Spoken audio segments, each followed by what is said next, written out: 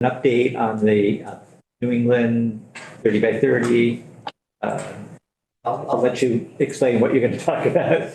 And we'll perhaps, as long as we need to, we have another item on our agenda later in the afternoon, but I think that will be shortened a bit. We don't have as many witnesses scheduled now for that section. So let's take as long as we need to understand the presentation and go ahead and get started. You know us, so we won't introduce ourselves. Hi, thank you so much. Ellen Kaler, Vermont Sustainable Jobs Fund, and we administer, amongst many other things, Vermont Farm to Plate Initiative. So thanks for having me in. This report that we're going to walk through came out in early June, so I've been really anxious to get in front of you guys so that I can provide it, because this is a piece of research that I've wanted to do for many years, and it took about 2 years to ultimately do. And there is a lot of data in this. So what I've given you is the executive summary, which is truly that. And there are 6 other components of this, which I'll be walking through at a very high level, some parts and pieces of, just as part of the story that I'll be weaving about what the opportunity is for us to have a more resilient and secure and reliable food supply as climate change impact us more and more, not only here in Vermont and New England, but across the country and the globe, as food supplies become more challenging to have the way that we've used to having them, right? And also there's economic benefits to securing the food supply in the region, eating more closer to home for a larger percentage of what we're currently doing, which I can tell you right now, we don't exactly know, so don't ask me just yet. I'll get there. And so I've been really wanting to get this in front of you all because it provides, I think, a really important grounding and base level understanding for you all. It puts the Vermont Farm to Plate work that we've been doing for the last 15 years in even greater context in terms of its importance. And I think from a public policy perspective, thinking about the kind of choices that you all are needing to make, can make, probably need to make over the next 10 years or so, as we try to balance the challenges of not only the state's budget, but balancing our land use and it's the uses of our land, I will say. You know, how much is in agricultural production, how much stays in forests, how much is for biodiversity, how much of it's for housing, how much is it for growth centers. Like, these are like really challenging systems level issues that they're all starting to interconnect and bump up against each other more and more. Right? You can't talk about the food system development without talking about the forest economy, without talking about housing, without talking about transportation, without talking about health and nutrition and food security. Like, all these things, like, they intersect, right? And so what I hope this research will do is provide some additional data to ground your work in. Will provide some inspiration that there is some very tangible things that we can be doing and investing in, and where there's economic opportunity. And also that hopefully sort of set the emotional hook about the imperative of thinking more as a 6-state region of New England. And, you know, sure, New York State folks want in, the Quebec farmers want in, like, all that's fine. But in terms of like creating a sense of cultural connection, thinking about our 6-state New England region and how we could be collaborating more to strengthen our food economy across all 6 states. And what is Vermont's role in that?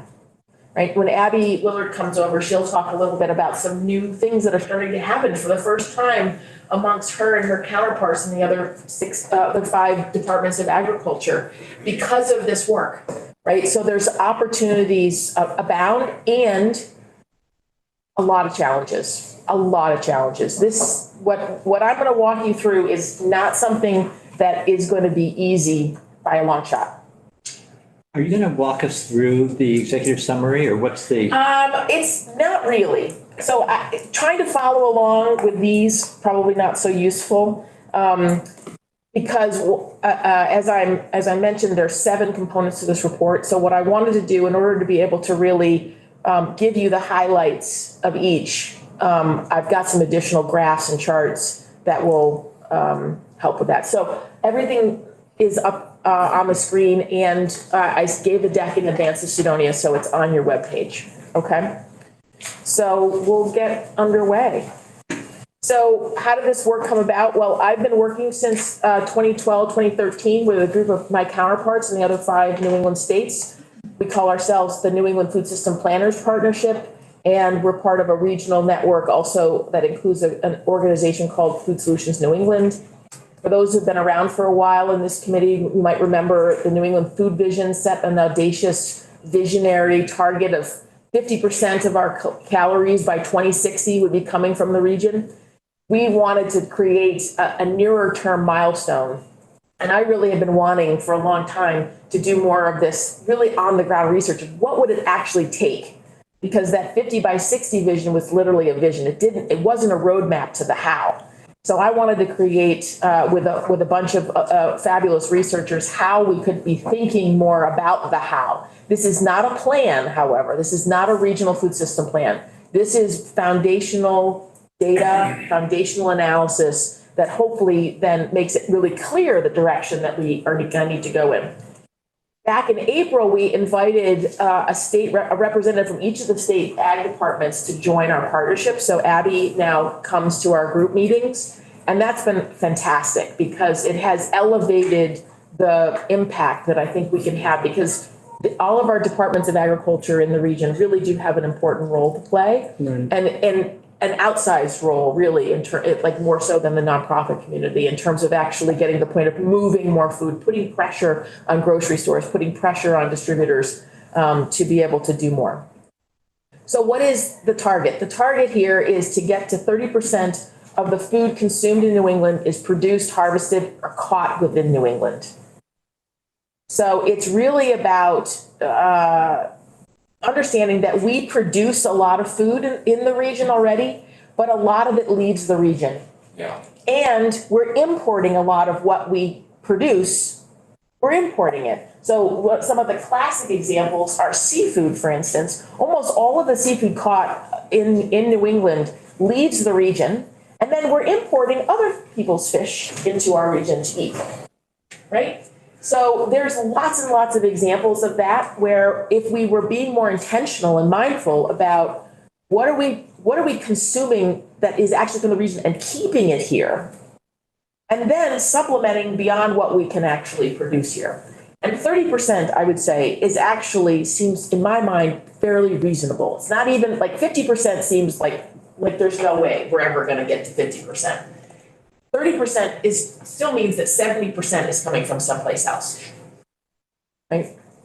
So we started this research in the fall of 2021. We published the results of the research in June, and we are now in the process of doing lots of convenings. I've met with the ag committees. There was a food system caucus in Massachusetts of all 149 legislators that have signed on to being in the food system caucus in Massachusetts. So I met with 50 of them to walk through this presentation. Others are making presentations in Rhode Island, legislators and Maine and such. So we're starting to get out and about and really help people to know what is in this research so it can inform the work that you do. So as I mentioned, we have 7 pieces. So we have in volume 1, we look at estimating resilient eating patterns. So we have to start with this notion of what are we eating now, and what would eating in a more resilient way from a climate perspective way look like. In volume 2, we looked at, based on these diets, these eating patterns, how much food are we currently producing, and what would it take to get to a point of 30% regional self-reliance? We also looked at the economic impacts of the food system overall. This is research that had not yet been done. So, we had done it here in Vermont for a number of years, but the other states hadn't done it. So we got all 6 states now have been done in the same way, using the same in-plan econometrics model. In volume 4, we talk about, dove deep into all the different types of market channels and also looked at food expenditures, some new data that came out in April, just as we were wrapping things up, about what people are actually spending on food out of their total amount of all their household needs, from housing and transportation, all that. We did a big dive into some common food challenges, which is a great backgrounder if you're less familiar with the food system. That's a great one to read. And then we did a special supplement on seafood, which I won't get into because we're the only state that doesn't have a coastline. So I'll be skipping that one today, but just know that we did it. We also then in the fall published 6 state reports where we took data from the full body and we said, okay, let's get this very state specific. So I just gave you a copy of that document, which is kind of like the Vermont executive summary version. So you can take a look at that. So when we pulled together this group of Question here. yeah. Just quickly, Alan, before you go. Yeah. Are those other 5 states' executive reports accessible to this Yes. committee? Yes, I will, I'll get that to Sidonia. They're on the website, Sidonia, in one of the drop downs around the research, there was the state reports. And so all 6, are there as well. If you go to the website. So yes, and we did them, they're in a similar format. So they're similar data in each of the 6 states. So if you wanted to dive into any one of them, you could take a look. I'm sorry, under projects, and then the NEFNI report, you'll see state reports. Yeah. And then each one of those you can download. Do you want me to post that also? Sure, yeah. If we can compare Vermont to the other places. Sure. Yeah, and there is a lot of comparison data in what I'm gonna show you, because we started with the region, like let's look at all 6 states in total, and then we just pulled out state-specific stuff. Because for some states, they haven't yet learned how to think regionally. And so for them, it's really helpful just to, well, I just really want to know what my Rhode Island numbers are. It's like, okay, but then can you think about like the rest of New England? So we had 16 researchers that were part of this. These were people from all over the region that we pulled together. The folks that are highlighted in the bold top 4 were the team leads. So we actually formed them into 4 different teams of researchers. They span nutrition and food and production and markets, and 2 folks from fisheries. A really interesting mix of folks, and really had a lot of fun with them. And then Scott Sawyer, who used to be on my staff, who now lives out in the Los Angeles area, I had no one else to turn to but to do the layout and some of the finished writing and putting everything together. So even though he's in LA now, he still has very much his hands into the regional aspect. We had an advisory committee of folks, very diverse, again, from across mostly the Northeast. Ken Meter's out in Minnesota, but folks from Harvard and Laura Ginsburg from our Agency of Agriculture. Again, this is just to say, like, we really tried to pull together some of the best minds in thinking about this. So key high-level findings, sort of from each of just a snapshot from each of the 4 main volumes.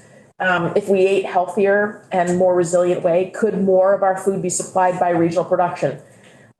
We started with questions when we started this research. We were like, well, what are the key questions that we want to try to answer? So in this case, we looked at, well, what are we currently eating in New England today, which is about 2,940 calories. I'm going to go into this in much more detail. And if we ate in a more resilient way, with the way that we structured the resilient eating diet, it would be closer to 2,300. And what it would take to get there. Yes?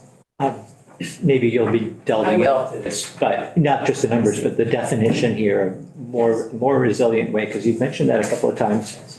Should we be thinking of that as equivalent to eating from within New England, or is it something a little different? It's a combination. We're trying to use it from a standpoint of, you think about having reliable supply chains. We know that we can get the food that we need to eat. We need to have a supply chain that is resilient. It can weather climate change. It can weather other parts of the country's supply chains going down. It can weather changing populations and demographics. Meaning that it's adaptive. It can last the long term, and it can expand into this 30% range from where we are. But it's got to be something also that works for everybody and not just for those that can afford it, right? It's really about how do we think about our food system in a way that really, truly delivers the kind of food that we want and need for healthy bodies that is coming as close to the region as possible. Okay. And is adaptive to climate change that is going to be impacting us more and more. Okay. Okay. We also then asked the question, well, could the 6 New England states meet the goal of supplying 30% of the food by 2030, given changing demographics? We're currently at 15.3 million people across the 6 states. The estimates by the US Census is going to 15.6 million. Not a huge jump, but enough of a jump that we need to be thinking and planning for that. In volume 3, we looked at jobs and sales and how does the food system compare, or like what is its size and scope. And in volume 4, we looked at market channels and we really dove in deep into how much food is moving through each market channel. And again, I'll get into this. I know this is a little bit hard to read. You don't have it, and it is in the executive summary, so you can spend some more time with it. But we'll go through that. So in the common challenges, we identified 7 common challenges that that cut across the food system, no matter what, like where you are in the country. This is the stuff, and probably even the world on some level. These are the challenges that we're up against. So there's a lack of planning for long-term food supplies. There's nobody in this country right now, not the USDA, not anybody, whose job it is to make sure there is enough food for us to eat. Like there's incentives, there's grant programs, there's emergency food planning, we're just going to expand the food supply, but nobody's like, but is there really truly enough food being produced and the right kind of food? Like the difference between, say, commodity feed stuff versus fresh fruits and vegetables, and is it in every part of the country? And like, there's just not that level of planning. It just doesn't take place. So that's a problem, we think. There's risks to the long-term food supply, especially due to climate change, because of the unpredictability of a lot of the weather and precipitation. There's challenges to our farm food fisheries business viability. As we think about more and more consolidation that's happening, it makes it harder for smaller and medium-scale food producers and farmers to be able to make a go of it. So because of that consolidation and the downward price pressure, there's still ongoing exploitation of food system workers. There's still so many brown and black-skinned people who are deep in the trenches of producing the food, and they are woefully underpaid and with no benefits, and in many cases in very dangerous situations, and we don't deal with that as a country. We have limited progress on diet-related health problems. We were talking this morning on the Senate. So it was like one of the senators was like, how are we going to get people to eat healthier? Like, we've been working at that for decades. It's like, And, we need to keep working at it, right? And it's not, and maybe it's how we package it. Maybe it's how we talk about the types of food that we're eating. And then, we still have limited progress on food and nutrition insecurity. We keep hitting up against these barriers of 10 to 15% of the population that is just always food insecure. And so next week when we're in to talk about the food security roadmap project that will be in next Wednesday, that's a plan for how to end hunger by 2035. So that would help this a lot. And there's some important things they'll be sharing with you about that, your role. And then also limited progress in reducing wasted food. And you think about portion sizes when you go to restaurants, how many people bring that extra food home if they haven't eaten it, there's so much food that gets wasted, trying to always keep the shelves stocked to the hilt, there's just so much that ends up getting wasted. A lot goes into charitable food supply, but a lot of it gets wasted. So So in terms of talking about the climate models for the country in terms of the risks overall, and much of this is not going to be anything that you haven't observed by just paying attention to the weather, right? We have a lot more drought in the West, a lot more wildfires. The Central Valley this past year with drought was just unbelievable, and really struggling with crops, river systems. Water normally gets diverted to farm fields in the Central Valley, California. Like the water's just not there in the Colorado anymore. So there's and that's where a lot of our food comes from. Then you've got extreme heat in some cases, some years, and some years excessive rainfall in the Midwest. Again, where a lot of our food comes from. In the South, where sometimes of the year we're getting a lot of fruits and vegetables, more and bigger hurricanes that are impacting the land base there. If you look at Vermont or in New England specifically, the modeling shows that there's extreme rainfall. We saw that in July, right? July and August. More and more extreme rainfall is going to become more of the norm. Hurricanes don't impact us so much, but other parts of New England it does. Water stress in places like Maine, for instance. Some years we have some drought conditions. The last couple summers there's been drought, and then all of a sudden we get deluged, right, Heather? And wildfires aren't so much the issue, but there are more. But there's some heat stress in some areas as well. So again, just to level set, sort of like the landscape of what it is that we're looking at here. So in the Vermont state report, we did a little bit more deeper into each state by county, sort of where the various climate risks are. So you can take a look at that. Obviously, with sea level rise, that doesn't impact us because we don't have any oceans. But where it could impact us is other parts of New England have sea level rise. If you take a look at the top right one there, all along the coastline, as the sea levels rise, it's going to make certain properties along the coast like underwater unless they figure out how to raise their homes and businesses, which if on some level is going to start to put additional upward migration pressure on northern New England in terms of people needing to move because they just can't be there anymore. Now that might be 10, 20, 30 years down the line, but it's something that we have to pay attention to. All the modeling is pointing in that direction. We also took a deep dive look at food access in Vermont, and one of the areas that we used a data set called LILA, which is known as low income / low access, and it's by census tract. And this is where the definition of low income, low access is where a large proportion of the residents have low incomes and are more than a half a mile from a food source for urban populations and over 10 miles for a rural population.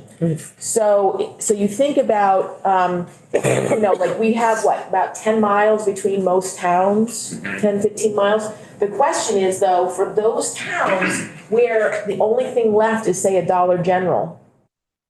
Yeah. Right, then they don't have access to food. They have to travel farther. So this impacts not only the white population, but especially hits hard with people of color in the state, given where they're living and where where stores are. So we did a deep dive into that, and then just tracking the food insecurity rates in the state. Just again to level set everything. We did see a pretty significant reduction in food insecurity during COVID. Right? Not the first couple months when everything hit the fan and we had to scramble to figure things out. But between Vermont Everyone Eats and the increased work that the food shelves did and that the state did with the Farmers Food Box program and with the federal government increasing SNAP benefits, all of those things combined actually led to a significant decrease in food insecurity. Now that is going back up again, of course, because those SNAP benefits have gone away. The Vermont Everyone Eats is no longer. So we are getting back to pre-COVID times in terms of food insecurity rates. We also looked at occupations and where wages and benefits were with different occupations. The takeaway here around a livable wage for a single person versus some of the wages that are earned in the food system is not that, oh, well, we shouldn't be having food system jobs because they pay so little. It's how do we help employers be more economically viable and profitable so that they can pay better wages and better benefits. In some cases, a lot of these lower paying jobs are from businesses that are multinational corporations from a way that we have a lot less ability to impact. So an area for some additional focus. I'm going to skip over this one. So how big is New England's food system? Well, it's pretty big. It's $190 billion worth of sales across the 6 states. The largest part is actually in wholesale distribution and retail trade, whereas the actual food manufacturing, agricultural fisheries is actually a fairly small percentage of the total amount. So it just shows, like, as you value add and move more into wholesale distribution, there's more and more costs that are and get applied to the actual price that you're paying at the supermarket or in a restaurant or things. But a lot of economic activity. In terms of jobs, almost 1 million jobs in the food system across the 6 states. Again, a lot in food service, which tends to be those lower paying jobs, but really important nonetheless, and in retail trade.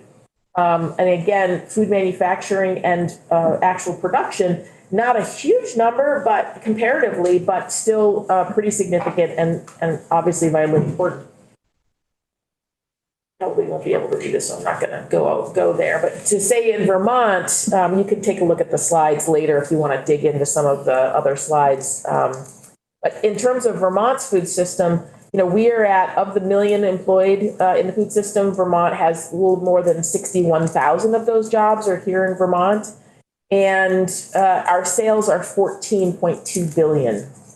So that's pretty significant, right? Involved in food, and it's been growing. So it's an area where, again, the land is here, the people are here, the food needs to be here. It's an area where you can't, you can import more food, but you can't export the land and you can't export the people to go produce the food. So this is an area that's worth investing in, is basically the take home on that. Representative Lynn? When you say stores, what exactly do you mean in this industry? What is that? That feels pretty broad to me. It's Oh, yeah, so that would be your retail establishments. retail. Okay, Yeah. any kind of Yeah, retail. any type of retail establishment, yeah. Okay. Yeah, convenience stores to grocery stores, super centers, whole 9 yards. Okay. Yeah. Thank you. So Vermont, you know, we're small, little 640,000 population. This is just gives you a sense of relative scale. We are 4.3% of the population, 6.1% of the food system jobs, and 7.5% of the food system sales, which is more than Rhode Island and New Hampshire and almost more than Maine. And you think about Maine being a major agricultural producer, from a sales perspective, we actually hold our weight against the big state of Maine. Obviously, to try to make a dent in getting more regional food consumption, Massachusetts and Connecticut are going to have to really seriously increase what they're doing, because they have the largest share of everything. In Vermont, we also have calculated what the multiplier is. So those of you who, I'm not sure how many know about the multiplier concept, but it's basically for every direct job. So in this case, more than 61,000 direct jobs in Vermont's food system. Another 0.8 jobs exists in our economy because of the food system. So it could be like accountants and bookkeepers. It could be marketing specialists. It could be, you know, people where it's not their full-time job, but there's a portion of their job that is connected to the food system in some way. So if you add all that up, it's actually a little over 108,000 people in Vermont. So what a fifth of the population, 1/6 of the population. So quite a large number of people that are touched in some way by the food system. So I'm going to now jump into these resilient eating patterns. Good with me? Good? Okay. So to your question, Mr. Chair, about resilient eating and its definition, we think a lot about resilience really focus on just external risks, like how do we bounce back from hurricanes and droughts and earthquakes and stuff like that might happen, or how do we bounce back from the COVID-19 pandemic and things like that? How do we build in redundancy? How do we build in resiliency so that we have always what we need? And so in the case of resilient eating, then what we're defining is that it goes beyond just regional self-reliance in production of healthy food by sustainable methods, because it really is, it has to incorporate the people. It has to incorporate that that there's food security for everybody. And so that means we need to improve our access, greater food and nutrition security. We need to support our local and regional food system businesses more. We need to support our local farms and fisheries more so they can produce more. And that ultimately it's about reducing vulnerability for individuals and communities. It's really thinking about how do we reduce vulnerability that is caused by too much concentration in the food system. Okay. So how are we eating today? Well, right now, without alcohol, the average adult in the United States is consuming about 2,783 calories. And that looks like 725 calories on grains, 612 on meat, 550 on added fats, oils, and butter. I believe butter is a little bit higher in Vermont. I don't know. Dairy is 239 calories, vegetables 206, fruits 90. So the USDA, just by reference, the Dietary Guidelines for America, the DGA, they would really prefer for the average adult to be consuming about 2,300 calories from a maintaining weight perspective. Now, for men and women, it's a little different. These are just averages. So just to give you a relative sense of things. When we then, yes? No, sorry, I'm identifying the color. I can read, sorry. So that's your That's okay. So then in terms of so we're going to create a baseline. So like a reference diet, you think about the unchanged eating, we named it that, but it's also really a reference diet of currently how are we eating? Because when we then think about, well, how much more would we need to produce to get to 30% regional self-reliance if we didn't change anything about how we ate? We just kept on eating the way we have been eating. How much land and how much food could be produced on that land in that scenario? We then said, all right, the other scenario then, the other end of the spectrum, you could say, is what we named resilient eating, which gets at some of the qualities that I just mentioned on the previous slide, and said, okay, well, how much land would that be needed? Would be needed for that? Because vegetables versus dairy, it requires different land base amounts, right? You can grow a lot more vegetables on a smaller footprint of acreage versus, let's say, dairy cows. When you're growing all of the feed for that, you need more land. So we needed to understand these different scenarios of eating patterns to then back into, through a very amazingly complex, I would never, ever, ever be able to navigate it myself, Excel spreadsheet model that Chris Peters at USDA created for us on this, that basically then backs into pounds, servings, calories, that gets us to then saying, well, what would it look like if we were eating in a more resilient way? And I'll unpack this as we go along, but just to say these two scenarios are really important because it impacts then the land and production that we can do. Representative Levin. I just have a really quick question. Yeah. I'm curious about the not including alcohol as calories, because we are a microbrew heavy state. Yeah. And I feel like we're microbrew resilient in a way. And I'm curious. It adds another 100 calories. Okay, thank you. Yeah. That's it? Yeah. Except yours tonight. A day. A day, This is right. per day. A day, right. Yeah. Representative O'Brien. Was there ever the thought to, I'm trying to look at all this data and then compare it to like historically, like where was New England and Vermont in say the Great Depression, as far as those challenges you had, or even calories, and just see like how close are we there or not even, like the just-in-time economies completely changed everything. Yeah, I think it would be kind of hard to compare because one, we had so much land in agriculture, much more like say 1945 is really when you started to see the shift. And that happened because of when the GIs were coming back from World War II and the GI Bill happened, more and more people were just getting out of farming, so many more, like a much larger population, like I don't know what it was, it's something like maybe 40-50% of people pre-1945 were still involved in some form of agriculture, and now it's like 2%. So there's fewer people, it's more mechanized, right? And then you have stores, you have food in stores that you never had before. I even think about, I'm in my mid-50s, and I think about like certain things that came about and became available and trendy and things you ate in the 1970s.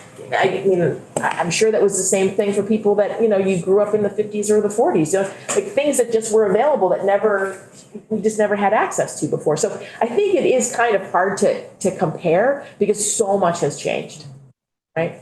But I think a really big area that's worth paying attention to is back earlier when you had so many people involved in agriculture and you had so many small and medium-sized farms and food businesses, and now and so it was very competitive, right? It was like there was so much interesting churning of everybody selling things because there's so many actors in the marketplace. And now you have, in most areas, whether it's processing or food manufacturing or retail, you have 60 to 70% of the market being controlled by 3 to 4 of the biggest conglomerates, right? So then, and small and mid-sized farms and food businesses have a harder time competing, not only for just our eyeballs, let alone our purchases, but there's downward pressure then put on prices of what is being paid to producers because of these humongous multinationals that are or US based, but just really, really big businesses that have that market power to put downward pressure on things. And at the same time, of course, as we know, we have what we think of as a cheap food policy in the United States since the early 70s, which is like we all, as consumers, had this expectation that food should be cheap, right? Without really understanding like what goes into it, what are the actual costs of producing a case of broccoli or 100 weight of milk or a case of applesauce or whatever. Like because so many of us are just not engaged in the food system, we just don't know what it really takes, right? To like not only produce, but then move it and sell it and all of that. So that's a lot of what we've been trying to unpack to make more clear for people through this research. So what is this? Yeah, go ahead. Representative Rice. I'm just wondering if there is a piece of that formula that takes into account sort of like cultural or economic importance of. So I was just struck by the fact that the only thing that stayed the same was dairy, and wondering if that's related to the relative dairy, the role. Well, interestingly, let me go to the next slide here. Interestingly, if you look at the USDA's dietary guidelines, in part because of the dairy industry's lobbying pressure on USDA, the recommended daily amount is actually double what people are actually doing. So what we said was, let's just keep dairy the same, because doing more, like that's just not where consumers are trending, and doing less will probably piss a lot of people off. So Wait, That's my question. what did you just say though? We're consuming more than USDA would like us to? USDA, and when I missed the beginning. when they do their My Plate, Yeah. they actually have like a double the daily equivalent of dairy than what people are actually doing. Oh, I get it. Okay. Like, they're saying Sorry. 3 cups a day, and most people on average are doing 1.5 That's cups a day. a lot of dairy a day. Well, but it's not Three just, cups? it's not necessarily fluid, it can be yogurt, butter, it can yogurt, be all right, that stuff, right? cheese. Yep, all that. So, and we actually have been, well, and this is true across the United States, but definitely in the region, as people's dairy fluid milk consumption has decreased, we've actually been consuming more dairy products over the last 10 years because people are shifting.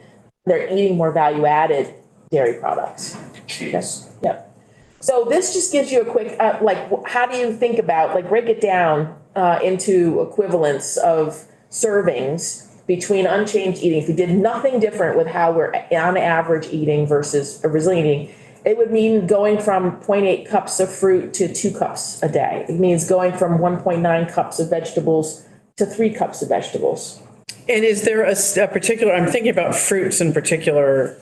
We're not a real, I mean, we have apples, we have, we're not like a Yep. fruit heavy state. I mean, we are in some ways, but there's no citrus. Right, which is why we're at 30, we're trying to get to 30% and not say 70%, Got right? it, okay. So we're not gonna get people to stop eating bananas and oranges, citrus is good for us, right? Good Right. vitamin C, especially in the winter months. We're not gonna stop eating drinking coffee and eating chocolate. There's gonna be stuff that we're gonna do. What we're saying here though is, of the things that we can produce, how can we retain more of what we're currently producing? And then how can we also increase what we can produce to have it here in the region to try to get to 30%? Where do tree nuts fall in this? That would be under proteins. Okay. Yeah. Yep. Good. So that's the setup, right? Now we're getting into production. We have the 2 different poles, so to speak, the boundaries for eating patterns. So then what would it take to get to 30%? Ellen? Yeah. Sorry. Yeah. Just keeping an eye on the clock Yeah. here and knowing that we probably will want to take a break at some point. It's just feels like we're just getting into it, so I don't want to stop the flow, but I think if we go through this, then we can take it back at this point. Yeah. So one of the things that we did to sort of ground truth what our researchers were doing is we did 10 focus groups, just so you can see, we were trying to make sure that we were not completely off in right field with all of this. As you, this is not something that's going to be, anything new, but I think it's really helpful to see it in this way, is to show where the population of New England resides. And not surprisingly, most of it is in Connecticut, Boston, and Rhode Island. And so the central question in our minds is how, if we really want to function and think of ourselves more like a region, how do we get people in southern New England to care about preserving agricultural production and fisheries production in northern New England? And how do we get New England producers, farmers, food producers to be like, oh, I'm creating food and serving not only people in my own state, but also helping to feed the region? How do we get people to care about that? How do you get people to orient that? And that doesn't mean that if you're somebody that likes to produce very hyper local and you only want to sell in your community, that's fine. That's part of the mix, right? But how do we get maybe it's more of the larger producers that just have more capacity to ship more volumes to southern New England. In my mind, this represents an opportunity for our producers and also for producers in northern New England.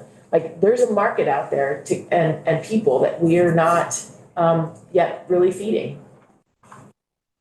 So what are we producing in the region? We are, I have to say I was actually surprised about this, that fisheries is actually the biggest percentage of what is being produced in this region. We have a huge coastline. By what metric? Weight, calories? This is all pounds. Pounds. Okay. Yes, this is all pounds. So dairy represents between the value added, which you'll see on the next slide, and then just raw dairy. It's another good percentage. Vegetables just 11%. Animal products 5%. Poultry and eggs just 2%. To me, what this also says, this is an opportunity. We can produce all these. We're already producing these things, but what would it look like if we were producing more of them? Yeah. Is maple in other crops? I believe it would be, yes. It's in greenhouse. In southern New England, Sorry, I didn't read that. they have this whole part of the Census of Agriculture. Drives a lot of us crazy. They do turf, they do flowers, they have this thing called the green industry, which is everything that's like under glass, in greenhouse, glass greenhouses for flowers and turf and sod and things like turf for golf courses primarily. That is like the green industry down there. So it's a huge part of what But happens. it doesn't actually make food, doesn't No. produce food. No, some of it does. Got it, okay. The greenhouse, like literally there's lots of stuff produced in greenhouses that are like primarily flowers in Connecticut and Rhode Island. Yeah, it's a huge industry. John? What was the metric for fisheries that you had to be out of a New England port? Just because I don't know, like, what does the Atlantic Ocean look like to Rhode Island? Well, That's a lot of land or ocean. Yeah, it's based on on landing data. So how much is actually being landed along the coastline in specific landing spots? So there's just like you think of it as sort of the equivalent of a farm. Like there are the spots along the coastline, all along the coast, that either groups of fishermen own or some other fisheries corporation owns. And all of the boats, the independent boats that come in and they dock there to land the fish that they've caught. So where they're catching the fish is going to be based on the quotas and the way that our fisheries along the coast are managed by the U.S. Marine Fisheries System. It's an area I'm not very well versed in because I haven't learned to be, but it's a big part. But the interesting thing about the fisheries is that, as I said, so much gets caught here, but then it's exported, and then we're importing other fish from other places for consumption. So Also, we're competing against probably the rest of the world in a lot of these places, like Yes. Bank. Yeah. and part of it too is that a lot of fish is consumed in restaurants, which means that it's more out of price range for a lot of average folks. So in terms of trying to impact the amount of fish that we're all consuming more, I mean, we have in Vermont, we have a lot of anglers, so there's a lot of trout and that are being caught and eaten, landlocked salmon, lake trout, those kinds of things. But that's not captured in this. It's landing data from the sea. So here's like the breadth of the kinds of things that we're producing across manufactured foods, from fluid milk that has to get processed to dairy products. That's about 15%. Whole huge other products, which I think is probably where I'm pretty sure that's where Maple lands. Breweries. Yep. So again, the point here is that it's a diverse mix. So think about, how much are we actually producing that we could potentially consume? This gives you a sense. By pounds, we could, if everything we produced stayed here, we could consume about 21% of our food needs. But we know that we do export an awful lot from our region, whether that's dairy products, whether that's maple, cranberries from Massachusetts, blueberries from Maine. Yeah, I was gonna ask you about, cranberries, I think Massachusetts must be one of the biggest Oh, yeah, cranberries in the world. Absolutely. And if you go up to Cherryfield, Franklin, Maine, the blueberry barrens. Exactly. I'd make a trip to Maine pretty much every year to gorge on real flavorful blueberries. Yeah. But I have never been able to buy a plastic container of blueberries in a supermarket here that didn't come from Chile, Mexico, or Quebec. I'll buy them in season, you can.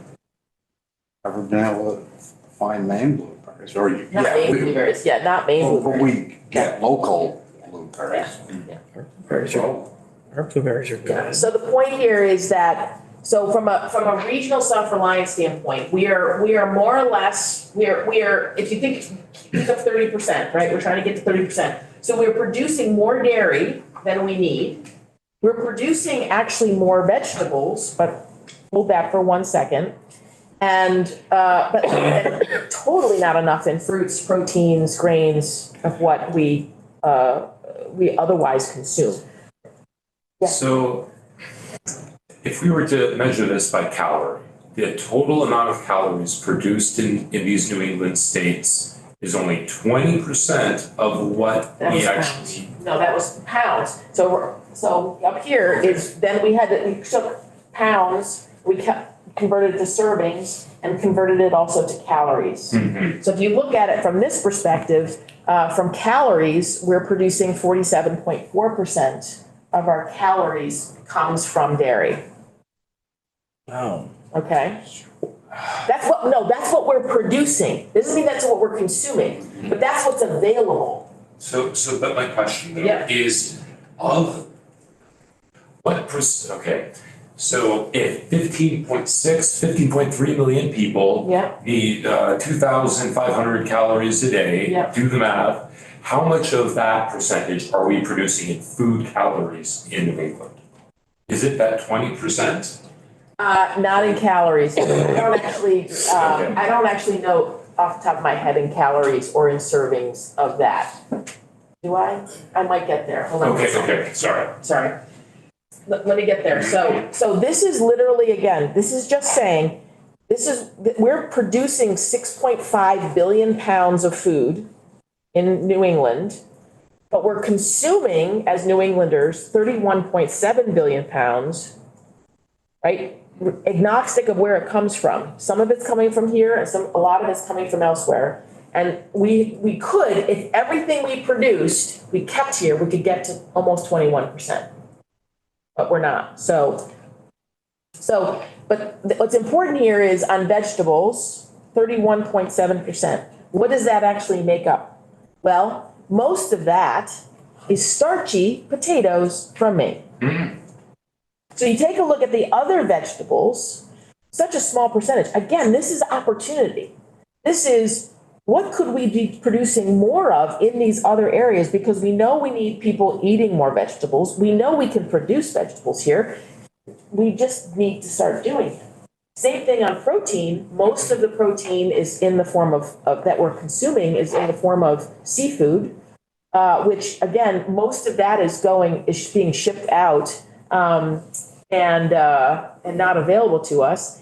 Eggs, we could do more with eggs. We can do more with beef. We can do more with pork and chicken. Like there's more opportunity for what we could be doing. How much money would we lose if we didn't export as much? Like what's the economic factor of we're going to keep it, we're going to be self-reliant, but then how much money, say, is Vermont, I mean, maybe you don't know this, likely to lose if we exported less maple and less dairy? I'm curious what that would be. Well, we didn't calculate that, but the point is that we would just be keeping more of what we're producing, we're selling it, but within the region. Got it. Okay, right? all right. And then whatever we don't need for the region, we are still exporting it. Okay, that makes sense. Right, Thank that's you. why it's 30%, like in total. Like, and we're not saying that every food group has to get to 30%, right? It's in total, it's 30% of sales Got it, okay. is coming from the region. So some things have greater economic value, like dairy products, like a 100 weight of dairy is more than an equivalent of say a case of lettuce, for instance. Like they're different caloric wise, right? They're different economic value. So that's why it has to be this total mix. So I think though that what your question in some part is, if we were to go from the unchanged eating pattern to a resilient eating pattern from where we are today in sales in New England, right? In New England, we're at this across these different farm production. Now, this is not all the other parts of the food system. This is just farm production of $2.1 billion. to go to 2030, if we didn't change anything, but we got to 30%, we would be $4.1 billion in sales. And if we got to a resilient eating pattern, it actually would be $5.5 billion in sales. So it's pretty significant opportunity of expanding sales in the region by and as well as jobs if we were able to move more in this direction, because which makes sense. We're keeping more of those dollars locally, recirculating them. Now, so I said about how, like, by servings and calories, how that shifts. I'm not going to spend a lot of time on this, because the punchline is really then, what does this mean from a land perspective? And then I think we probably could take a short break. So right now in New England, there's a little over 2 million acres that's in agricultural production. And the topmost graph gives you a sense of what that is. So a lot of it is in perennial forages, permanent pasture, and feed crops, a lot of which is for the dairy industry in Vermont. And then we have some idle cropland. And then if you take a look across the whole of New England, we have 97,511 acres in vegetable production, which is not a lot, but we produce, a good bit of vegetables on that smaller footprint. Fruit's a little over, almost 73,000 acres. So if we were to stick with unchanged eating and we wanted to get to 30%, then we would need to get 400,000 acres of existing farmland that is currently underutilized. It could be idle, it's been broken up too much by where development is. It just is not, it's like just not really being utilized. And we needed to get 400,000 more acres into production. That would get us to 30% if we didn't change our eating pattern. Okay? But in order to get to the resilient eating pattern, we actually have to bring on an additional 590 acres. And the reason is because the model is built on more grass-based animals production. So for eating, so more grass-based cattle, more pastured hogs, more sheep, grass, right? So so in order to get to 30% of the regional self-reliance, we need to get up to 2.6 million acres. And you can see how some of the changes would happen. And again, this is being driven by the modeling that says if we're going to eat this way, then what's the land base needed to be able to support the production of those types of food groups in the region? Make sense? So it's just, the point here is, from a public policy perspective for you all, is what are we going to do to really secure the land base for agricultural production? Like, if we really want to go to this point of 30%, like, what do we need to do in terms of getting more young people into farming, getting more entrepreneurs, value-added processing of products that are the inputs of which are coming from the region? How do we get more, just protect more of our farmland for agricultural production? Abby's got it all figured out, so. So the 400,000, is that what's represented in the top chart by the lower left corner, the light blue ungrazed? Or that's not? It's kind of close to the, you got idle cropland, and part of the underutilized is, like, it could be more intensive, meaning like you could get more vegetables off of it still in a healthy, resilient way. It's just that the operator is not maximizing everything they could be doing, for instance. Right? It's really taking existing farmland. It might be land that, for instance, 5 years ago was in agricultural production, but it's starting to not anymore. And so pucker brush and other kinds of shrubs are starting to come back up that we just need to clear and get back into production. But then it's the 590,000 is literally like more like we need to clear. So it could be, and this would be later stage. This would be like, like probably beyond 2030 realistically. It would be land that had been in agricultural production that literally is starting to go back to forest. So that on the top graph is the section on the right. Yes. It's it's what we would need to clear Yes. beyond what's currently cleared. And it may at one point have been cleared Yeah. for ag use, maybe not, but okay. But the way in which then, so from going from the top graph to the bottom, it's a bigger footprint of land, but then it's also how that land is being used. So there's the estimate would be 235,000 acres in vegetables as compared to 97,000. Right, significant more. Feed crops even would increase to 338,000 acres up from 191, in part because there's more grazing happening of animals. This is across the Six states. Okay. Yes, this is not just Vermont. But if we think that realistically, going back to that population visual that I showed you of where people are living in the region, the vast majority of where that increased agricultural production is likely to happen is Vermont and Maine, right? And maybe the Pioneer Valley in Massachusetts and little dibs and dabs in northern New Hampshire, right? But, it's not going to happen in Rhode Island.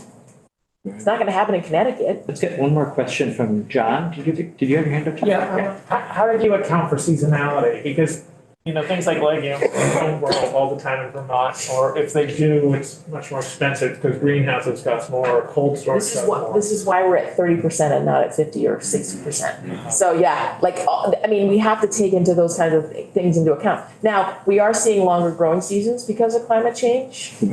The one silver lining, I suppose. Farmers are doing more season extension, which is definitely expanding the growing season. So more of that. So from a public policy perspective, again, it's thinking about could we be putting more public funds into supporting getting more season extension to happening?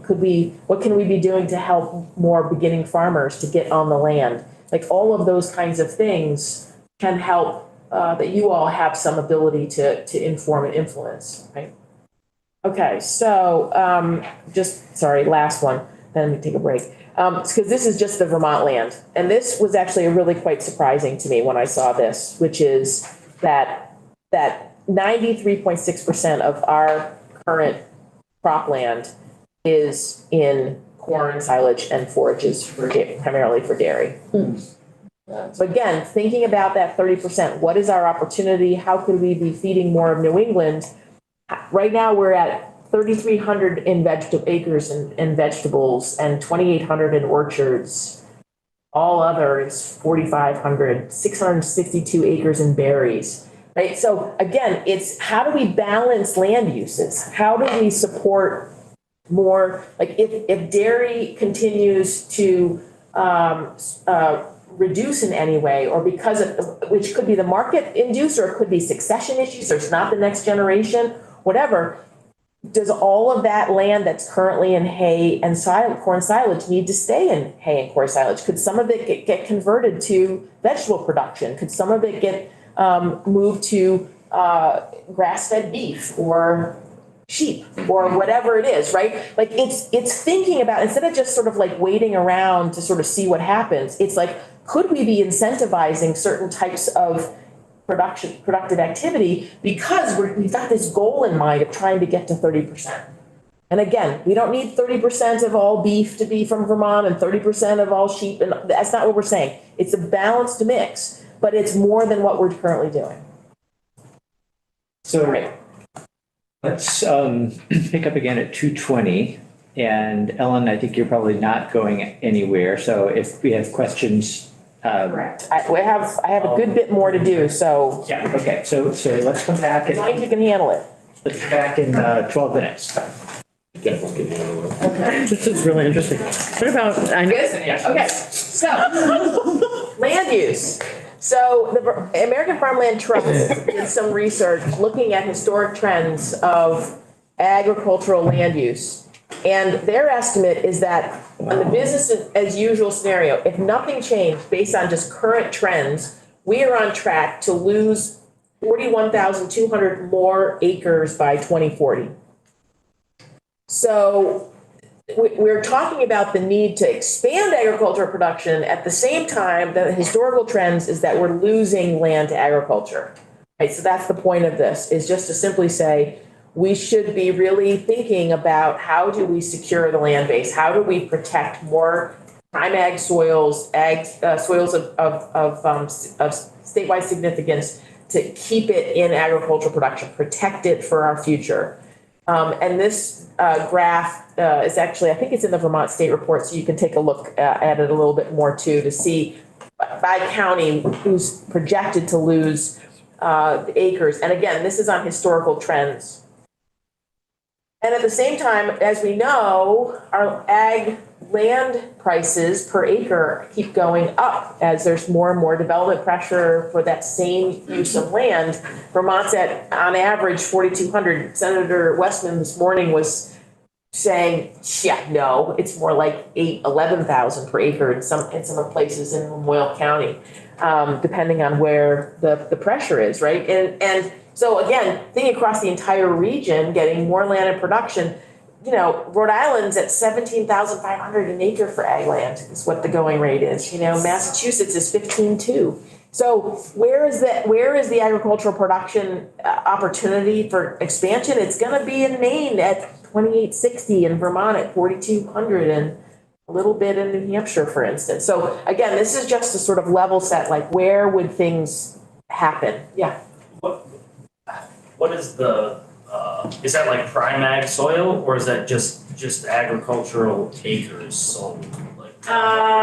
This is, There's a big difference. yeah, this is from USDA National Ag Stat Service. They have a land values 2022 summary where I think from survey data, they're capturing that, and this is reported in 2022 dollars. So, you know, prices kept going up in 2023. So I don't know exactly, but that source, that the PDF that's in the source would take you to a table that would explain that. Okay.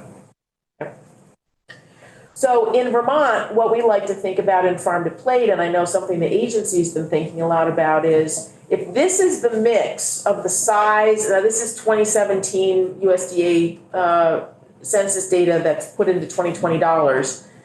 If this is the mix of what we're producing in Vermont, and Emma Marvin said that the maple number is way low. She thinks it's closer to 100 million, actually, not 58 million. Now, this is older data. Once 2022 census data comes out, we'll be able to update this. But the point here is that you think about all these different things that we produce.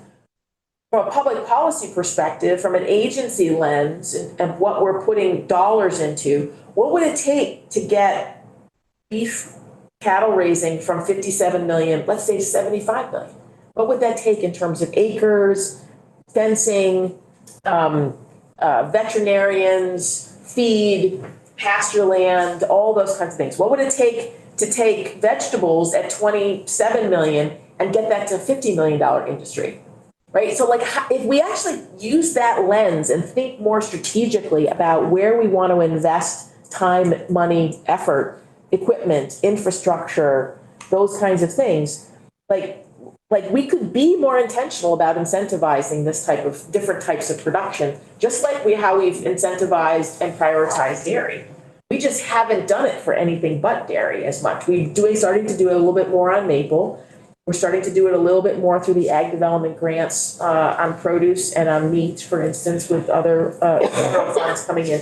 But we haven't really said, like, how does that mean that at UVM extension agents, like what are their specialty?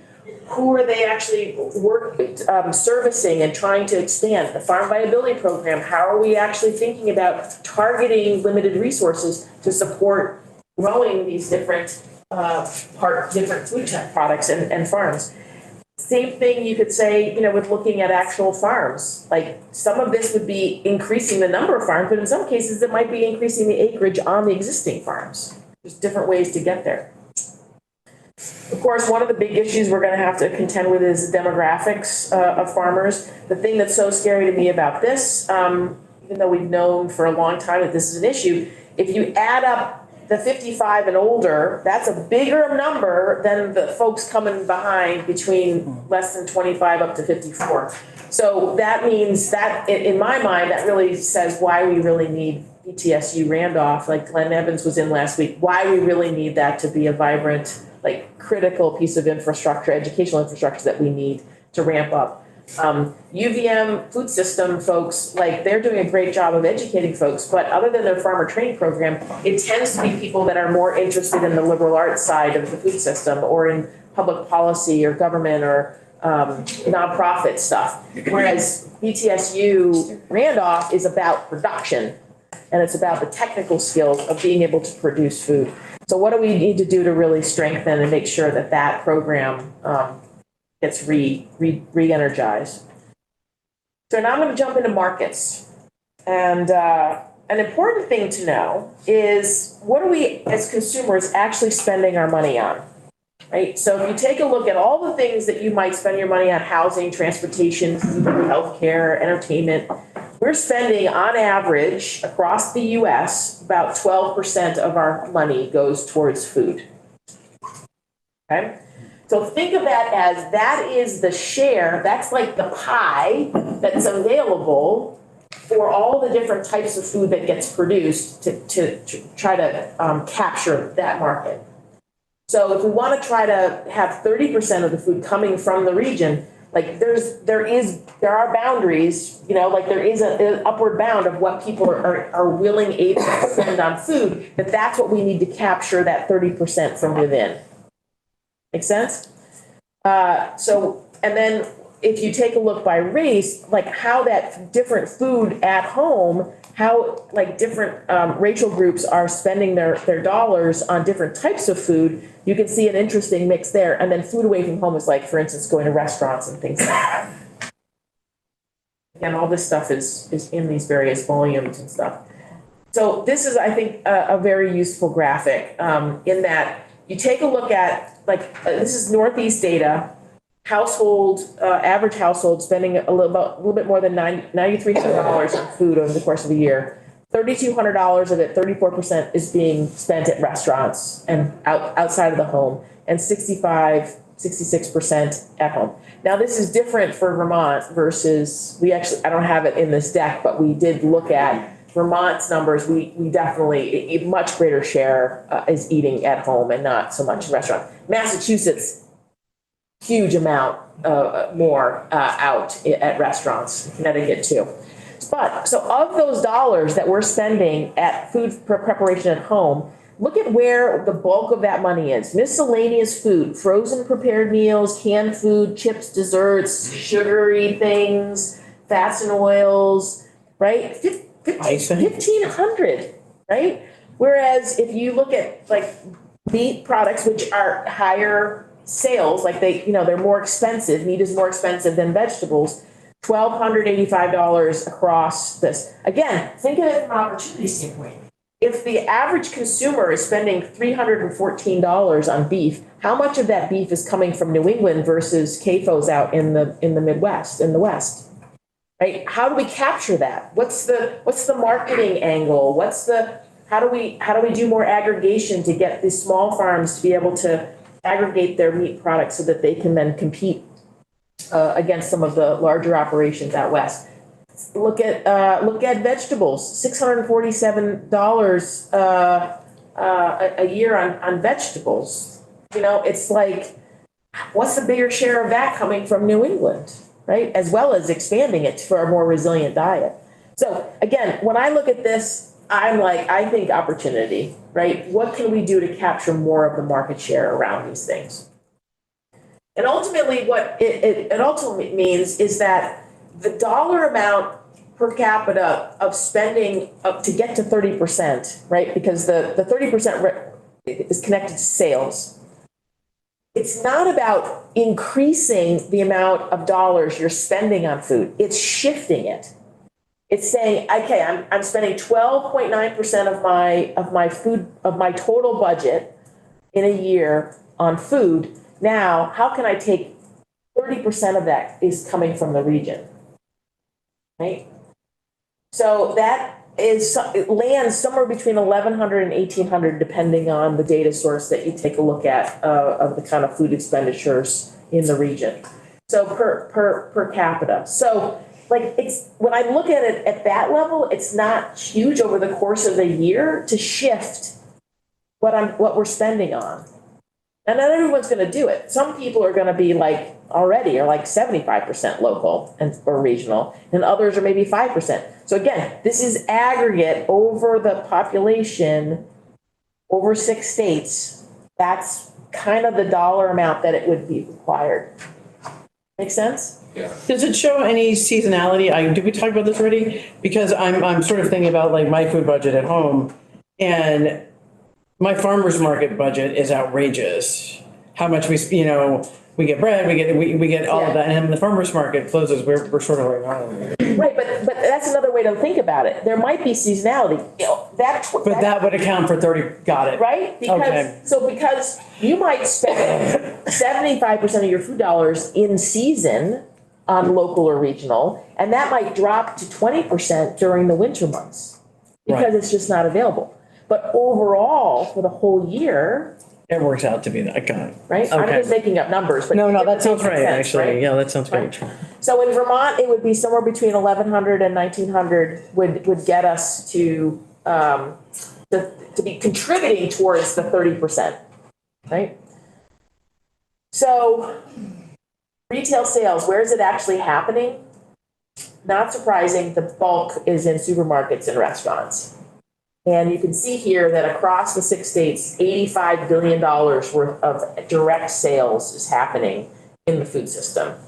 And you can see that Massachusetts and Connecticut are by far the largest share. You can see Vermont all the way down, the little down right-hand corner there, 3.3 billion is what our sales is. So luckily, I have blown that up for you so you can see a little bit what it actually looks like.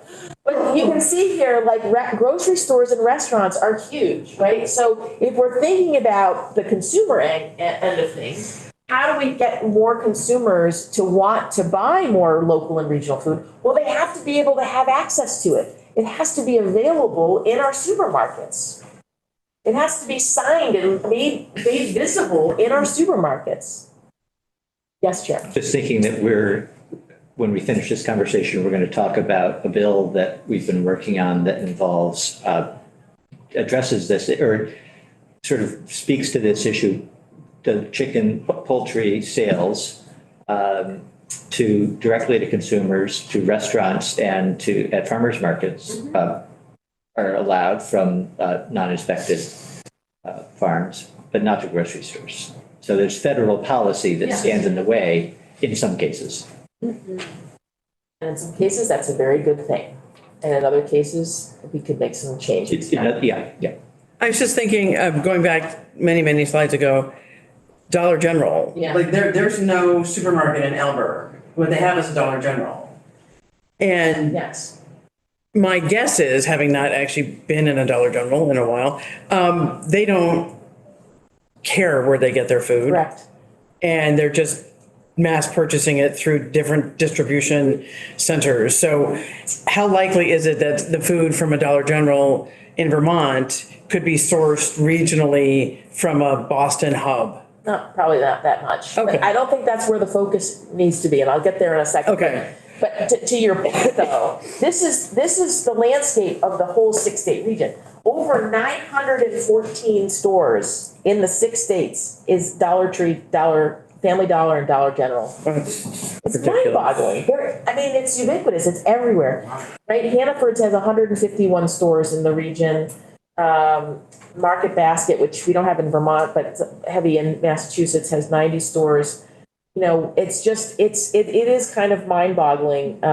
So where can we actually, I didn't put it in this deck, but there's a couple of graphs, tables that show exactly all the different stores, and then how many of them, which ones actually have a regional headquarters, which ones are international headquarters, which ones are national headquarters, how much sales, how many jobs, like we have some series tables in there that's like, they're just kind of eye-popping.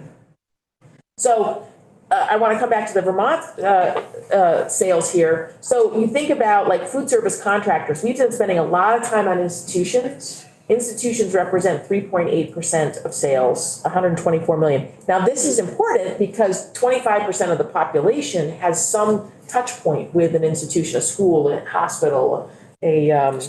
state house, the hospitals and universities and such. So that's important. It's also helpful to introduce people to local food, and they get to taste it maybe in ways that they don't otherwise. Similarly, we spend a lot of time thinking about farmers markets, which is direct sales and CSAs. Again, very important. It's a very small slice of the overall 1.6% of all sales. It's important because you develop that relationship with the farmer. You learn about a new type of vegetable that you didn't have exposure to and how to prepare it and those kinds of things. Those are all important from a consumer ag literacy perspective and exposure perspective. But if you really want to be moving dollars to get to 30%, we've got to crack open the grocery stores. Right? That's the bottom line. So in Vermont, this is what it looks like. Vermont, we've got 101 independently owned stores. We have an opportunity here in the state because we still have so many independently owned stores. We have a retail grocers training program with Farm to Plate that we've been doing since 2016, where we provide training to these independent stores on how to source more local. And then we also are working with farmers to learn more about how to actually sell into wholesale markets. This isn't, but it's a drop in the bucket from what we really need it to be. That program could easily expand fivefold for the level of need. But even in Vermont, we've got $39 Generals, $24 Dollar Tree, Family Dollars. That's not where we're gonna make our mark, right? We look at independent stores, we look at food co-ops, we look at Hannaford's, for instance, White's Market, Healthy Living, some of the independents. That's where we should be focusing our effort to try to penetrate those stores with local and regional products. Because also the reason that it's easier to do, it's not easy, but it's easier, is because the owners live here, right? So we can have a relationship. Consumers can, they can be walking down, customers can be walking down an aisle and actually run into the owner of the store and have a conversation, right? So you're suggesting that we work more to cultivate the grocery store end of Yes. things. The downside I see of that, though, is that because it's a retail operation, the initial wholesale price of product reduces the farm's viability financially. Correct. So how do you propose we overcome that problem? Yeah, it is an inherent challenge for our smallest farms. And so for some farms, it's just never gonna make sense. Yeah. Because their operations are small enough that it's just, it's way better for them to produce for farmers markets or to sell into some of the institutions where they can get a better price. But for the medium and Vermont larger ones, this is where then thinking about aggregation strategies. So we talked last year about the Beef on Dairy project, right? That is a pilot program of beef operators, dairy farms that are raising beef animals, who are going to start aggregating those products because they're producing on spec with similar feeds, similar genetics, right? So that you could then pool more of those animals and develop a branded product. Vermont Cattlemen, now the branded name, and then they can be getting into supermarkets at a easier way because again you're aggregating. It's no different than the way the dairy co-ops work, right? You're aggregating dairy products. You've got a centralized marketing and balancing and distribution system. We don't have that for vegetables, for fruit, for diversified livestock. It doesn't exist. So how can we do more of that to support the small and medium-sized businesses so that if they want to sell into wholesale, they could? Or in the case of trying to expand acreage, it does mean that some of the operations, maybe it's we just need more 50-acre vegetable farms. Right? Pete's Greens is 250 acres? We only have a handful of farms. Harlow's, Mazza's, Pete's Greens. What else we got? Harlow is 30. So how again, going back to that graph of how do we go from a $27 million vegetable to 50, right? So then how do you get more farms to go from say 10 acres of vegetable production to 25 acres of production or to 50 acres? What does that mean? Not everybody's going to want to do that, and that's fine. But for those that do, how do we wrap around technical assistance, good loan dollars, like how do we help them to make that possible? Representative Graham. So, for one thing, kinda gotta educate the ag departments in this country. Because last year, we spent over $2 million to pay for dairy margin protection coverage for dairy farms. And we fought to get $150,000 to try to transition small farms to grow something beside dairy. Yes. You wanna get more other foods, you gotta help them. We gotta help. Well, and it's also at the federal level, you're absolutely right, is what are we spending funds on from a subsidy perspective? We're subsidizing corn and wheat, and soybeans, for instance. And, you know, the specialty crop block program for non-commodity, it's like, how much do we get a year from that? $350, right? Like, those are federal things that you all could be writing a letter to the federal delegation, you know, for the Farm Bill to change up how much funding is available for things like specialty crop block program. Like, those are the kinds of public policy levers that if we said, we're all in on this 30%, and we're gonna look at all the different angles, there's the land base, there's the supporting the farmers, there's the consumer education, all of that. If you look at all the different levers that you have available to you, and 30% was our target, like, how would that change how we do things? And it's not gonna happen overnight. We were talking about that on the break. Like, it's been 40, 50 years to now. So it's not gonna be something that's just gonna automatically happen overnight. Representative Cole. I'm curious if you, maybe in collaboration with Farm to School, like Farm to Plate and Farm to School together, have, you know, identified any niche areas that we can really, you know, put pressure on to amplify the amount of local foods we get in our institutional purchasing, especially in schools, but in other areas as well. Like, do you notice any like not that there's any easy fixes really, but do you notice any like weak spots in the system where we could kind of focus our energies at lobbying for that? What would you say, Abby? It's so much in institutions, it's about lightly processed products, so like the Just Cut program that they have at the Center for Ag Economy is an example of what institutional food providers need, because it's quick prep. You don't need a lot of kitchen space or equipment to do it in-house. So we know that that's a solution that would work well for all schools and institutions. It becomes a cost question and an accessibility issue. So then it becomes like distribution. So it's like, okay, we've got broccoli in the Northeast Kingdom, how do we get it to be processed in Hardwick? And then how do we get it down to Brattleboro to the schools that want it? So that's where even like our supply chain distribution challenges in Vermont are a critical issue. And we're trying to, you know, patch together and work on. Abby, we should have you introduce yourself for the record. Yeah, sorry, yes, Abby Willard, Vermont Agency of Agriculture. Thank you. And so much of this is like, it's trickled away. Like, we used to have more of what we know we want now, but we've lost it over time, you know? And so part of this is a rebuilding, some of it's a reprioritization, and it's gonna take time to do it, but we gotta go faster. Yeah. Representative Rice.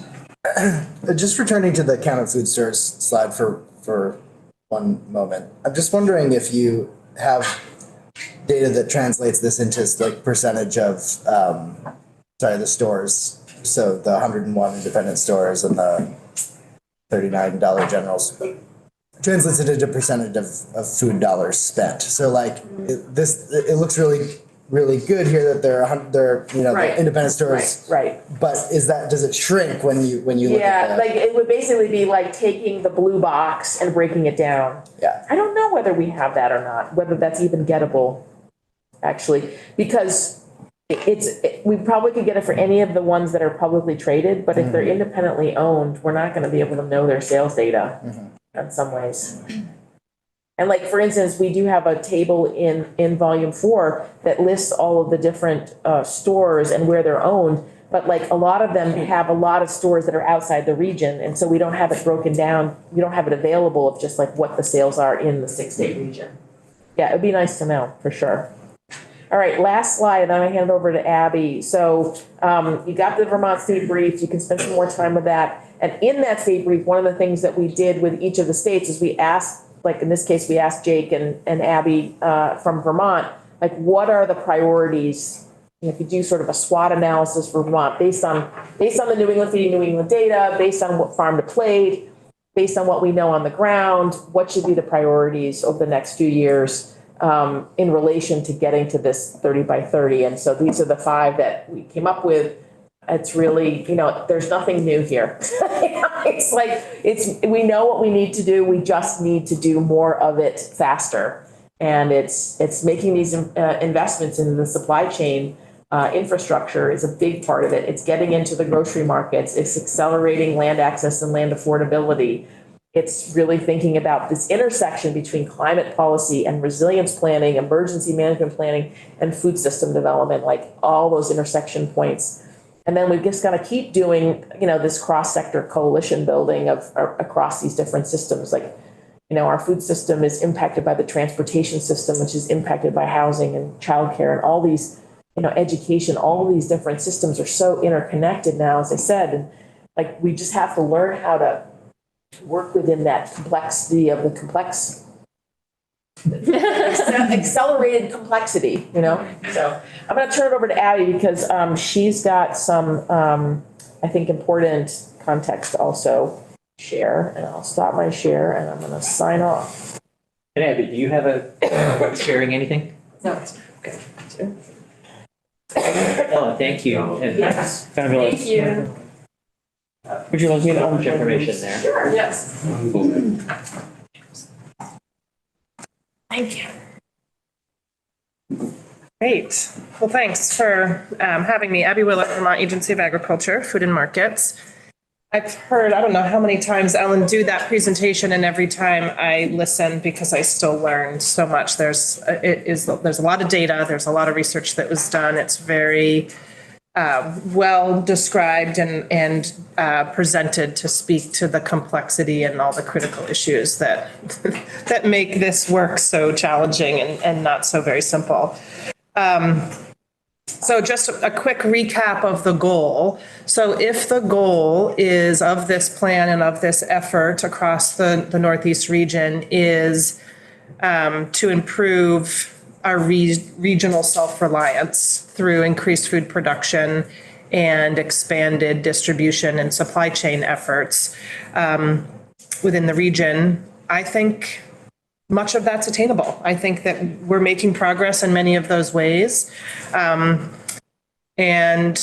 I also don't know that we have much of a choice. I think during the pandemic, we really saw the value of having local food choices, the importance of having a local supply chain and distribution solutions, and the fragility in those consolidated systems when we saw, no meat on the shelves and lack of toilet paper and all the things that we all experienced when we were relying upon a national and global food system.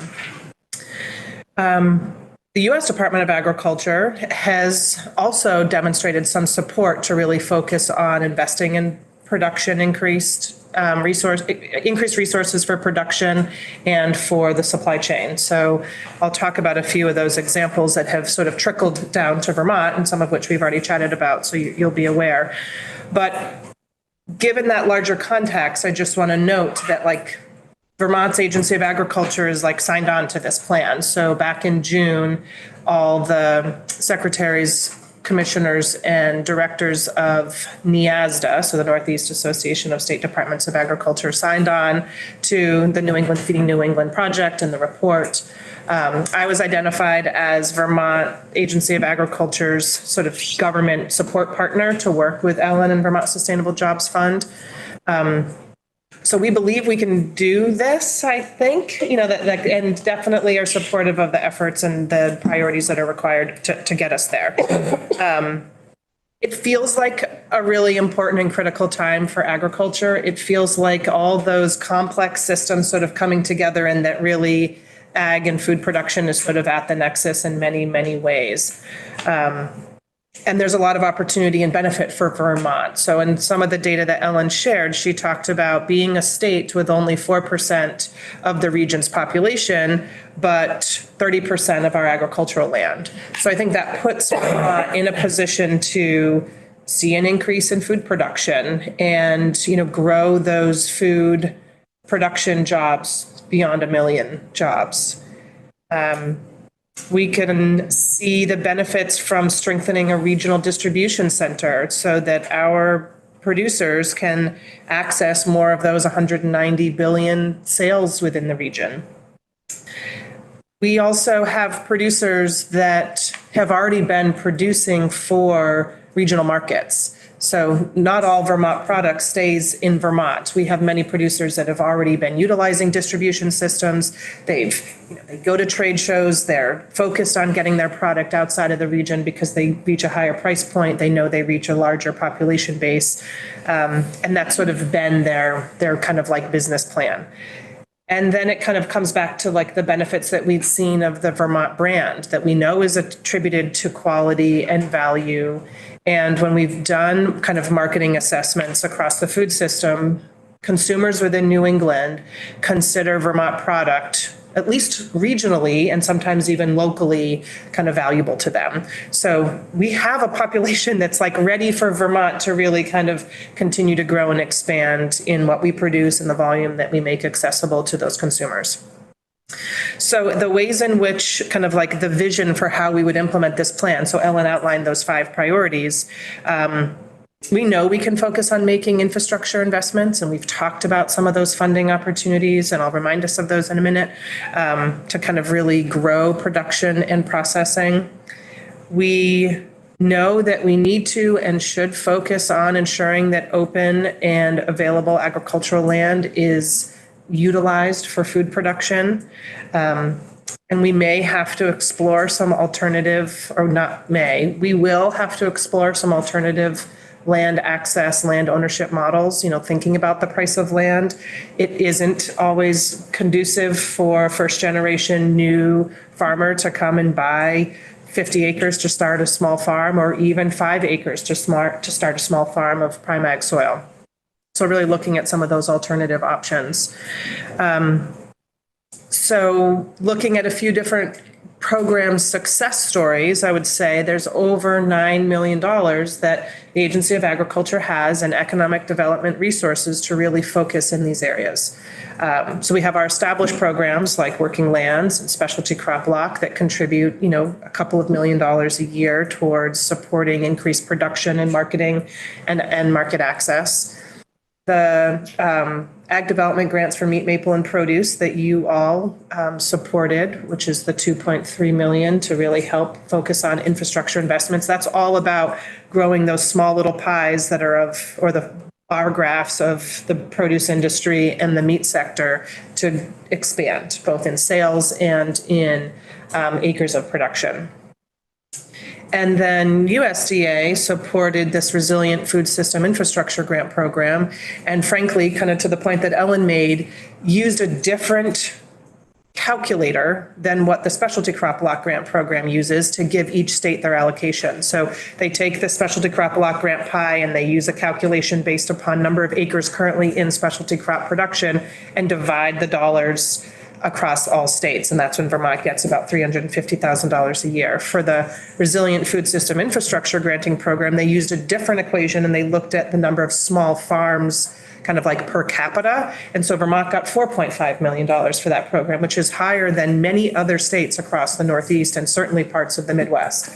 So again, a great model for like, how could we do things differently and how could we encourage USDA to value kind of small farms and the type of production that happens here in Vermont. But that $4.5 million over the next couple of years, the intent for that is to invest it in the middle of the supply chain, looking at how can we process more local product, how can we deal with aggregation and cross-stocking and distribution solutions to get more Vermont product distributed around the state and outside of the state across the region. And then USDA simultaneously stood up what they're calling these regional food business centers. So there's $30 million in the Northeast region. So that's 11 states, not just New England, which is, divided out equally would be another $2 million likely in Vermont that's focused on supporting small and mid-scale producers to access more markets and business growth. So that's $9-10+ million in the next couple of years that we're really targeting to focus on achieving essentially the goal and the vision of this regional plan. I think one of the policy decisions we collectively have to make is whether this is a one-time kind of infusion of resources that we're committed to, or is this a longer-term investment that we can make space and capacity towards. I think one of the largest challenges, and we talked about this a little bit in Senate Ag this morning, is, again, I think a policy choice of if there's nearly $1 million across the, $1 million acres across the region that needs to be redeployed or further developed for ag production, and a majority of that's going to come from Vermont because we're a state plus Maine that still has open land available. What are those choices that we're going to have to make, and how difficult does that make our other investments in housing and development and communities equally as challenging? So I think that's going to be difficult to decide how to make so many more acres accessible and available towards agriculture. And I don't think that we have all the best solutions yet in place or ideas of how we're going to achieve that. But I believe that we can do the infrastructure investments. I think that we can focus on ag land and its productivity. And I think we can access the region to be successful for our farms and to kind of grow those numbers that we want to see. So that's really all I wanted to offer for perspective. Yeah. Thank you. How often, and maybe this question for both of you, and I'm not sure how many different data sources, probably lots went into the New England Feeding New England report, but if we wanted to track over time, looking forward and looking back, how often is data, new data available? On an annual basis, we talked about census data during the break. Right. So the ag census data is every 5 years. 5 years, okay. Yeah. Which is our most reliable and I think most common data source for the research that How recently has that been updated?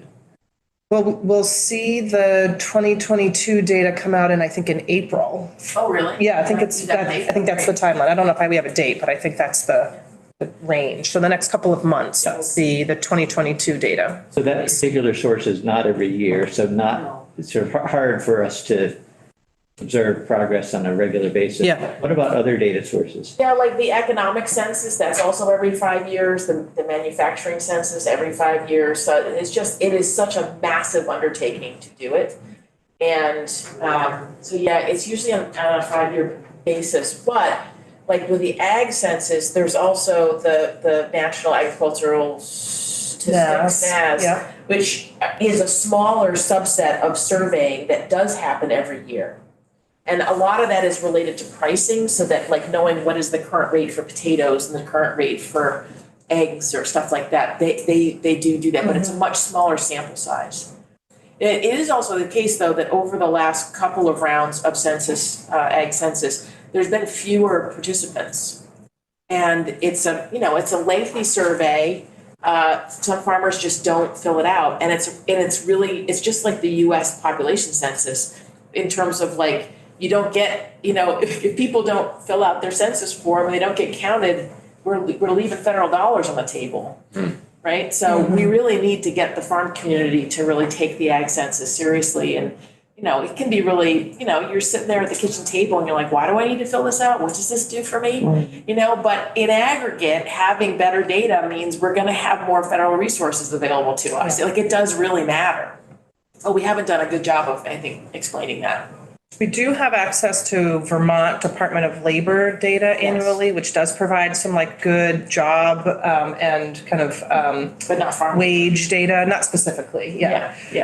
Everything but farming. And then what was the other source? I was just, and then within USDA, the Ag Marketing Service, they're really trying to pump more resources towards local food data collection. So like they actually pay a portion of our agency to do some, again, mostly pricing, kind of akin to the NAS data on like what's the average price of products sold at a farmer's market or through farm to school.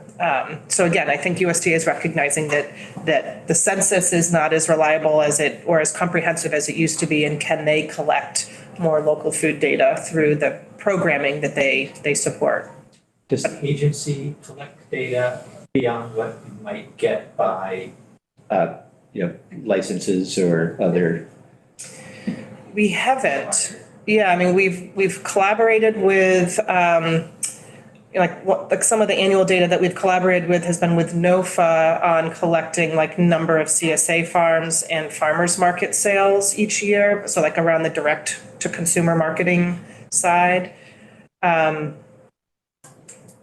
And we are doing annual surveys of our slaughter facilities, which is again to kind of just like understand their throughput and their gaps and their bottlenecks within that sector, just because we're trying to figure out how do we invest there. So I think we are collecting data when we either have programming or kind of gaps that we're trying to fill or problems we're trying to solve, but not on an annual basis do we have the capacity. We used to have statistician staff within the Agency of Agriculture, and I think it's been 14, 15 years, since those positions exist, Mike? Yeah, two questions, somewhat related. The first is just acknowledging that it seems like there's buy-in from the administration in each of the 6 states. Yeah. And the problem that you've noted with the resources necessary to sort of convert the acreage. Has there been a sort of regional resource sharing conversation about, if this is going to sort of fall to Vermont and Maine to make sure it happens? How is there that sort of conversation on a regional level about sharing those resources to make it happen? Yeah, I would say not yet. I think that, one of the benefits of this New England Feeding New England partnership project is that we're actually, per Ellen's team and great grant writing and collaboration, has like brought a group of people together to have these conversations. So we meet once a month and we talk about, a variety of different issues, from data collection to the RFSI or the Regional Food Business Center funding. And I think that that's a logical, soon to be topic of conversation for that group. But I don't know, kind of from your big picture really, vision. this USDA regional food resilience infrastructure funds, this is really the first time. I mean, like the 6 of you actually had a couple of meetings when they were putting together their work plans to send to USDA, saying this is how we would each spend our money. And it was like a realization, oh wow, we could go farther together, because not every state, for instance, needs to have 3 more slaughter facilities. Maybe the region needs, I'm just going to make up a number, 10, but they need to be strategically located near border areas so that farmers in multiple states can access it. Because does it really matter, right? If we're really thinking more regionally, right? So those kind of conversations are literally in the infancy, but starting phase. And, I think it's no different than, say, the water conversations out in the West, where you've got in LA now, they're starting to think about sending money from California to Nevada for water, to pay for infrastructure for water reclamation that then is going to be sent as clean water down to LA. Those are brand new conversations, because it's about states' rights and territorial boundaries and money, whoa. But in some of this stuff, that's where we have to go. Yeah. It's silly not to. And then sort of on the flip side, were we to sort of do all of the things we hope to do, is anyone sort of watching it with an eye toward, okay, if again, it's largely on Vermont communities to be feeding, and Maine communities to be feeding Massachusetts and Connecticut communities, are there conversations about making sure that Vermont communities aren't priced out of our own food, essentially, that enough of the food, that the prices aren't, all geared toward the market in Boston, and that, it's sort of on our backs and we're not really. That's a really important point. We're going to have to pay attention to that for sure. sure. Yeah. I mean, I know there are producers now already who mark up their prices when they sell it into the New England markets because they can get a higher price point, and then when they're selling into schools and local supermarkets, they're doing, less. Like, from a producer's perspective, like having that more nuanced way of pricing your product based on the market channel and the market location is actually good business practice, right? But you can't legislate that, you can't mandate that, it is one of those things I think we're gonna have to pay attention to. Yeah, and I would also offer, when I was a farm business owner, a big part of your conversation as a business is kind of like, what relationship do you want to have with your consumer? Like, do you want to sell outside of the region and you sell to a distributor and you don't know who buys your food? Do you want to have an intimate relationship and hand the product to the person that's going to feed their family with it? And I think thankfully, we have businesses in this state that are along that full continuum. And there's some folks that really want to just feed their families and their communities. And there are others that want to scale at an efficiency level where they don't have to deal with 150 different customers every week, and they deal with 5 distributors and they're done and it's easy. And I think that's just all part of being a business owner, thinking about what the degree of relationship and engagement you want to have. And so hopefully that becomes kind of like a ag cultural conversation of acknowledging we need all, of that production to happen. And hopefully, we can encourage producers to kind of slot in where they feel best suited and most satisfied. Abby, I know you had another commitment this afternoon. Yeah. Do you have time for another question? Sure, of course. I think John was next. You were talking about the USDA, and I just wondered, sort of, in a broader sense, how our federal partners feel about this, because I was just thinking about the USDA, commodity programs. Yeah. Like Representative Levitt talking about food shelves we've heard about the food bank, getting a tractor trailer full of alligator, for example. Nobody really knows where this comes from. So are they open to this idea of regional as opposed to the whole US? Because it would be great if, if they understood, well, Maine potatoes for New England are more important than Idaho potatoes, or instead of alligator, let's get Maine blueberries to New England. Yeah, it's a great question. I mean, USDA is a behemoth of an entity, and I think there's a lot of visions and opinions throughout the agency that I can't kind of plan to speak for, but the investment of resources in both these regional food business centers, which is standing up 12 different centers across the country, which is designed to sort of build collaborative efforts across the country, demonstrates they are paying attention, they do see value there. And then this investment of resilient food system infrastructure grants, which is designed to support infrastructure and equipment investments for increased production that's likely going to be regionally available, is another indication that I think they're paying attention and they see the value. Will they still do the commodity programs and all the other? Probably. But we're grateful for this balance, this counterbalance of new program and new perspective. It's not easy. They still take a lot of cajoling and suggestions to sort of scale it to be appropriate for Vermont or for small rural states. But they're really, I do feel that they're really trying and that they actually do understand and care about this option. Yeah. All right, let's take one more, Dave.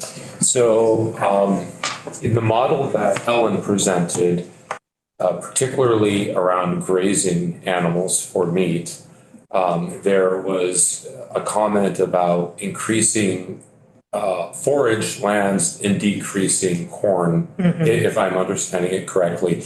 Is there a conversation in the department regarding reconfiguring corn production, feed production into something else? So I think there's a couple of conversations that are happening. One, with the infusion of, what is it now, $48 million through the Northeast Dairy Business Innovation Center, which is about kind of diversifying and value adding options for the dairy community. There are certainly investments in grass-based and pasture-based dairy production. There's also the idea of how can dairy diversify. That could be adding additional, maybe not funded through the DBIC, but through other funding sources of how could they also use that same infrastructure for beef production or for other livestock options. That could be another food product.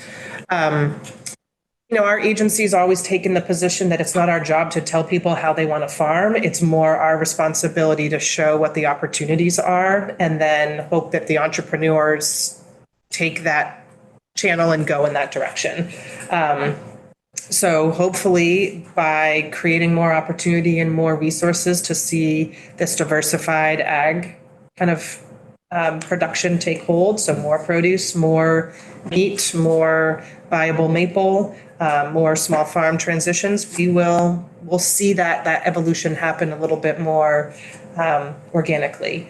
And then I think there's others that play really critical roles in the advocacy world that's outside of our agency that I think are pushing for that also. While at the same time recognizing dairy still is like our foundation, and that is unnerving to many to imagine a Vermont landscape that doesn't have a prominent dairy community. So I think trying to find that balance is what the goal is. And I think all of us are kind of curious what that's going to look like and how that's going to go. I don't know if it's going to be smooth. I don't know if it's going to feel like we're making the right choices or if it's going to be rocky and we're going to lose a bunch of. Hopefully we don't lose the land. I guess that's sort of like what our focus is as many others, like help that land at least transition to a different type of agriculture, even if it can't be in dairy any longer because there's not a successor or there's not a viability in the market or there's a desire for something else. So I don't know if I've exactly answered your question, but I don't know that we're, as an agency, kind of like Looking at it that way. thinking of it that way as directly, but more about like, how do we help explore different options, explore where there's market potential, kind of elevate what the consumer preferences are, and allow entrepreneurs to make some of their own choices. Thank you for staying a little bit later. Of course. And Ellen, thank you for all of that. I know it was a long presentation, but I also imagine that there were things you wish you had had more time to dig into. And I know you're coming back maybe next week. Roadmap and then Farm to Plate the week after. Yeah, if we can, maybe see later in the session whether there's time to dig into some of the things that we raised over a little bit today. Raised over. Well done. He's in the right committee. Thank you. Thanks for the opportunity. Great to see you all again. And